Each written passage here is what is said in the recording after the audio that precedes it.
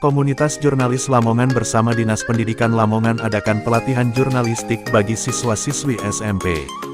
Kabar 1lamongan.com, memperingati HPN 2022, KJL adakan pelatihan jurnalistik bagi siswa SMP. Pelatihan jurnalistik ini diadakan atas kerjasama KJL dengan Dinas Pendidikan Kabupaten Lamongan yang diadakan di Aula Widyaloka. Dengan tema membangun bangsa dengan tulisan, cetak generasi jurnalis di Lamongan. Ini adalah wujud kepedulian untuk terus cetak generasi jurnalis muda di masa depan, Rabu tanggal 23 Februari tahun 2022. KJL adalah wadah mempererat silaturahmi jurnalis Lamongan dan ingin membangun iklim baru tentang media di Lamongan. Generasi jurnalis muda adalah salah satu visi besar. Sementara itu, Didik Eko Hermawanto, salah satu narasumber dalam pelatihan jurnalistik ini, mengatakan, dasar-dasar jurnalistik ini juga bisa menjadi bahasan referensi bagi siapa saja yang ingin mengenal atau terjun ke dunia jurnalistik, ingin memahami ilmu dasar kewartawanan. Paling tidak jika memahami konsep jurnalistik akan membuat pembaca lebih kritis dalam menerima informasi atau menyerap berita yang tersaji di media online, agar bisa membedakan mana berita yang benar dengan yang tidak atau hoaks, tuturnya. Melalui komunitas jurnalis Lamongan, semoga bisa menjadi kendaraan bersama untuk belajar dan tanya jawab seputar media dan jurnalistik. Harapan bersama, untuk terus bisa membuat kegiatan pelatihan jurnalistik kepada siswa SMP. Nantinya, Dinas Pendidikan bersama KJL akan terus bersinergi dalam kegiatan jurnalistik, dibuat sebulan sekali agar pelajar bisa berkarya jurnalistik yang sesuai 5W1H, dan itu bisa diaplikasikan dalam mading, majalah sekolah dan website sekolahnya nanti, kata Kabid SMP Dinas Pendidikan, Cusnu Yuli Setio.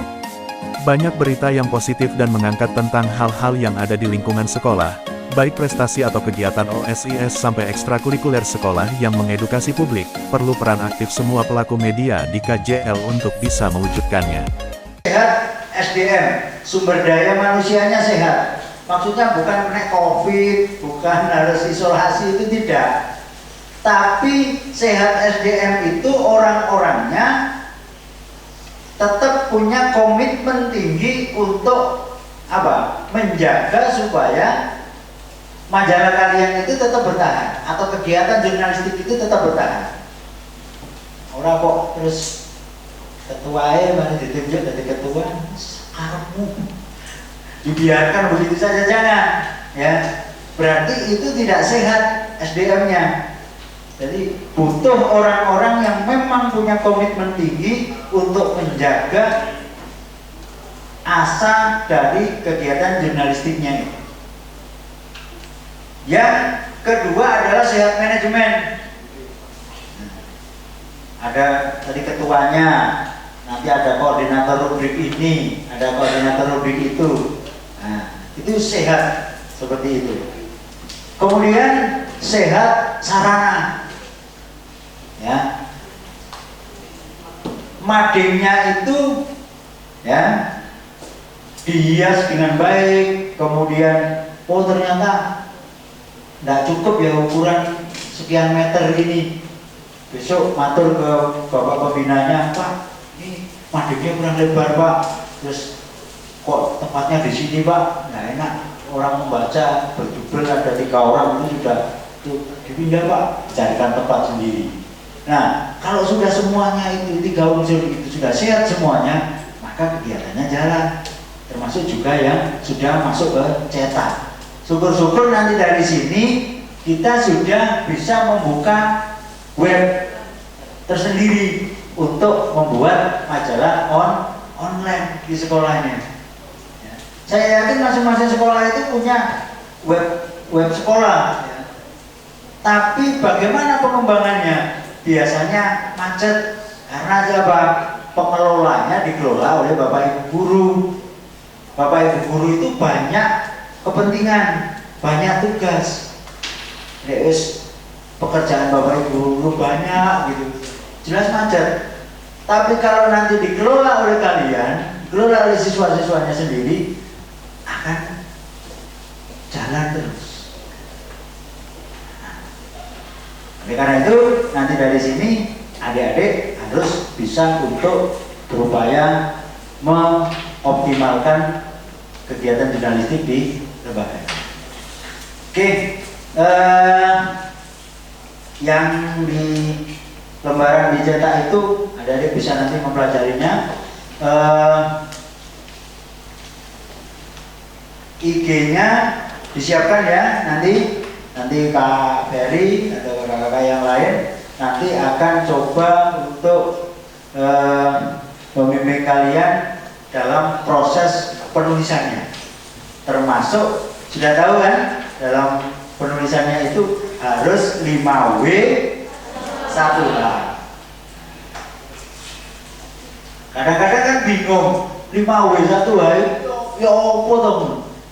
Nggak usah berpikir ke sana. Yang penting kamu mengabarkan berita itu tidak menimbulkan pertanyaan lagi setelah pembaca itu membaca.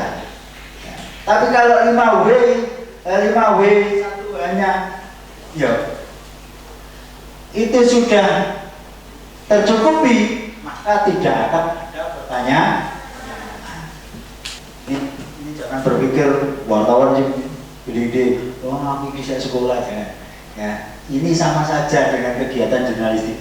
Coba, jadi yang pertama adalah mencari berita, ya meliput tadi ya meliput ya. Nah, kemudian mendatangi sumber. Nah, sumber beritanya, monggo nanti bebas sumbernya ya, tidak harus saya ya, Kak Nawa dan ibu yang di depan, mungkin kakak-kakak yang di samping, belakang dan depan itu bisa dijadikan sumber ya. Kemudian menulis beritanya, ada wawancara, kemudian nanti juga editing, nanti editingnya diedit sendiri ya, bagaimana caranya bisa cepat ya. Nah, next. Nah, ini ada berita sebagai laporan tercepat, breaking news. Ono kegiatan cepat ya harus dilaporkan secepatnya. Nanti masalah narasi dan deskripsinya nanti saja dulu ya. Ada yang nanti bisa, kalau kata-katanya mungkin susah dipahami, direkam, nanti diedit ke bahasa tulis ya, bisa nanti diolah sendiri. Jadi adik-adik di dalam tampilan media itu ada yang disebut dengan rubrik. Rubrik itu adalah kolom-kolom ya, kolom-kolom yang di dalamnya adalah berisi tentang bagian-bagian dari tampilan satu media itu. Misal ada rubrik sastra, ada rubrik biasanya humor, ada rubrik olahraga, ada rubrik apa itu TTS atau rubrik apa begitu. Nah, di dalam majalah dinding itu harus ada rubrik seperti itu agar tidak sampai terjadi apapun ditempelkan di sana. Ya, misalnya ini ada pengumuman lomba dari SMA, ini ada lomba dari Alia, ini SMK ini, main tempel saja. Kalau di dalam mading itu tidak ada rubrik seperti itu, jangan ditempel. Nah, orangnya gurunya maksa kasih rubrik pengumuman, ya, kasih rubrik pengumuman. Dari rubrik pengumuman itu di mading. Maka ketika ada rubrik pengumuman, ya, ada rubrik pengumuman, maka ditempel di ruang pengumuman. Kalau ruang rubriknya itu pengumuman itu penuh, ya nunggu. Jangan dulu rubriknya itu pengumuman dari SMA A itu baru kemarin nempelnya, nunggu 3 hari dulu, ya, baru ini ditempel. Ya. Mengapa harus ada rubrik? Ya, mengapa harus ada rubrik? Agar media kalian terstruktur dengan baik, termasuk penanggung jawabnya. Misalnya hari ini kamu rubrik humor, berarti setiap 1 minggu sekali itu harus mencari konsep naskah humor, misal dari temannya, misal dari siapa begitu. Nah, kalau tidak dibagi seperti itu, maka kacau di media itu. Ini merduopo, ini masuk apa, ini ditempelkan di mana, kan akhirnya nanti begitu. Jadi adik-adik kalau unsur 5W1-nya sudah ditulis ya kan, di lembar yang kosong itu, setelah itu dirangkai sebagai kalimat kan begitu, paragraf. Nah, jangan lupa diberi narasumber, karena di berita itu harus ada narasumber ya. Kita sebagai jurnalis nggak boleh beropini. Jadi apa yang kita dengar, apa yang kita lihat itu yang kita tulis, begitu ya. Jadi itu namanya fakta ya. Fakta itu seperti itu. Jadi Om Dik tadi ngomong terkait sharing jurnalistik ini fungsinya bla bla bla bla. Nah, itu yang jadi komentar dengan tanda petik tadi ya. Dengan tanda petik tadi. Nah, mati.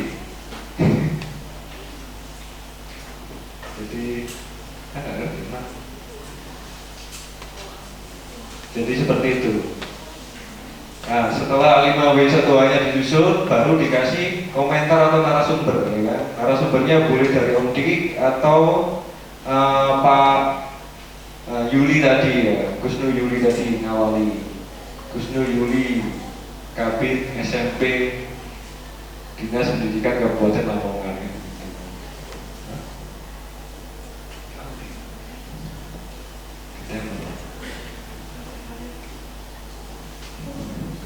Sudah ada yang lagi?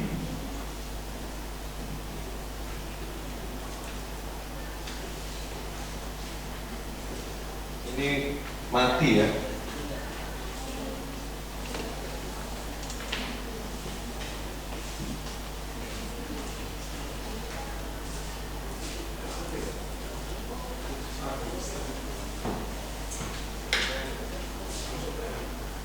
Pak Prapto ini yang di belakang pakai jaket merah itu dari Federasi kelasnya Asia ya, dia medianya. Kalau Pak Kodir Global News itu media asli Lamongan gitu Pak. Sama seperti Kabar Satu Lamongan. Jadi kita mendirikan sebuah media karena rasa peduli dan wujud cinta kepada daerah kan begitu, sebagai sosial kontrol untuk masalah-masalah publik ya. Jadi mungkin adik-adik besok barangkali ada yang ingin jadi jurnalis, biasanya mulai dari SMP terus SMA ya kan, kuliah nanti ikut lagi malah bagus gitu.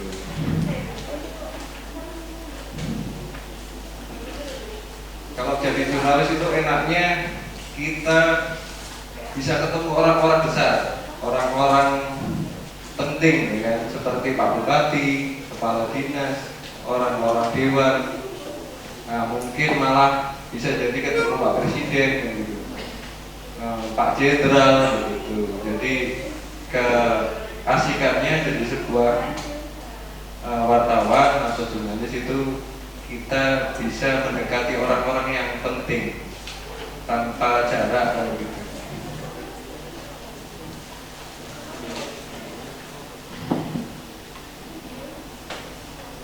Ya, ada yang ditanyakan? Nama lengkapnya siapa? Didi Eko Hermawanto ya. Nah itu. Jadi kalau dikembali ke laptop ya, tanda petik tadi menerangkan narasumbernya. Seperti ini kata kanti ya, dari kursor ini yang saya tunjukkan. Nah, kalau kata Didi, nah, kenapa kok di berita nggak pakai bapak ya? Bapak presiden, jadi kadang langsung ditulis Presiden Jokowi atau kata Jokowi itu kan kelihatan nggak sopan ya. Tapi sebagai jurnalis memang seperti itu. Jadi di sebuah berita itu tidak ada kata bapak atau ibu. langsung sebut nama gitu, jadi lugas ya kan, lugas, tegas dan jelas kan gitu. Itu penjelasannya bagaimana Om Dik? Menurut Om Dik, kalau ada bapak atau ibu, selama ini kan tidak ada di pemberitaan. Pertanyaan yang sangat menohok. Saya juga bertanya ini, ingin tahu bagaimana jawabannya Om Dik. Kalau di penulisan berita kita sering menyebut nama langsung, mungkin calon atau ketua PKK Kabupaten Siantar Nawa begitu kan tidak pakai Ibu Nawa, langsung Nawa. Kenapa demikian? Karena memang di dalam pemberitaan itu tidak ada gelar, karena ya, adik-adik ya, tidak ada gelar. Terutama kalau gelar bapak, ibu, saudara tidak ada. Tapi kalau jabatan biasanya disebut ya sebagai keterangan jabatan itu. Jadi misalnya Jokowi, Presiden Republik Indonesia, nah itu seperti itu. Jadi nanti adik-adik di dalam pemberitaan sekolah tidak usah pakai misalnya menurut Prapto, Kepala Sekolah SMP Negeri 1 Banjarnegara, tidak usah menurut yang terhormat Bapak Prapto, tidak usah seperti itu, langsung Pak Prapto. Nanti dimarahin gurunya kok gak sopan kita gitu. Gimana Om Dik? Tidak, itu penulisan seperti yang disampaikan Mas Ferry tadi. Jadi penulisan lugas, keterbukaan. Paham ya? Jadi adik-adik ini siapa yang sudah pernah nulis majalah sekolah atau mading atau website sekolah? Angkat tangan barangkali. Iya, satu. Terus angkat tangan terus. Iya, saya ingin hitung 1, 2, 3, 4, 5 aja. Nah, yang biru dari mana? SMP 1 Turi. Terus Lamongan, berarti 4-nya Lamongan ya. Nah, yang lain belum pernah bikin isi majalah sekolah, mading atau website. Nah, belum ya.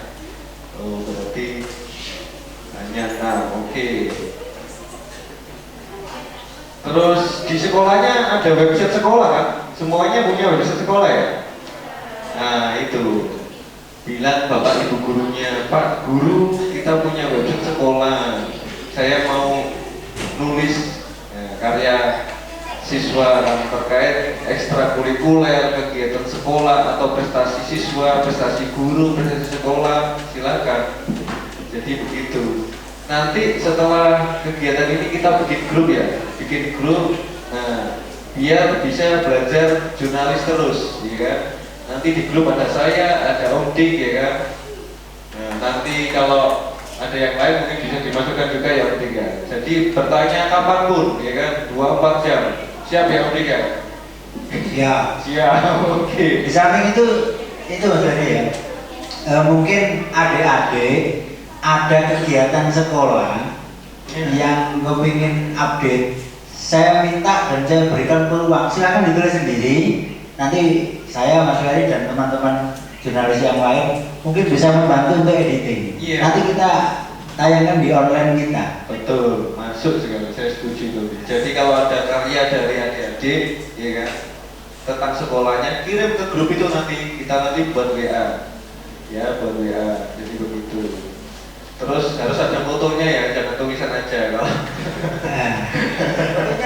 Fotonya ada selfie loh. Ya, fotonya jangan selfie. Jadi fotonya fokus ya, seperti contohnya ini. Jadi titik. Nah, contoh ini, foto ini, kelihatan nggak? Nah, gitu. Jadi foto itu menerangkan tentang isi berita, ya kan, mewakili. Gambar itu mewakili tulisannya. Kita mau tulis tentang kegiatan apa, jadi foto itu sebagai ikon atau cover, ya kan, cover gitu. Jadi kayak kiatnya sekarang sharing jurnalistik jangan foto taman, itu kan gak nyambung ya. Atau foto laptopnya aja nih, gak kelihatan kegiatannya, gak ada pesertanya kan begitu. Jadi foto mewakili isi berita ya. Terus fotonya harus landscape ya. Nah, Cara fotonya begini ya. iya, HP-nya. kalau jurnalis makanya HP-nya pasti gini. Bukan nge-game ini ya, bukan nge-game ya. Ini fotonya begini. Kalau foto begini ya kan, itu nanti memanjang dia. Karena di web itu ada ukurannya begini. Adik-adik mungkin pernah lihat di televisi ya. Ada video kiriman dari seseorang yang mungkin diterima oleh wartawan dari satu TV ya. Kalau cara rekamnya berdiri seperti ini, biasanya kan agak terpotong ya. Iya. Ada hitam-hitamnya, Ada hitam-hitamnya. pinggir-pinggirnya ya. Makanya kalau kalian memang menggeluti dunia jurnalis, adik-adik harus landscape begini ya, fotonya, videonya pun harus seperti itu. Saya nggak tahu kalau yang hobi TikTok, kalau hobi TikTok itu seperti Kanawa tadi, arah ngurus.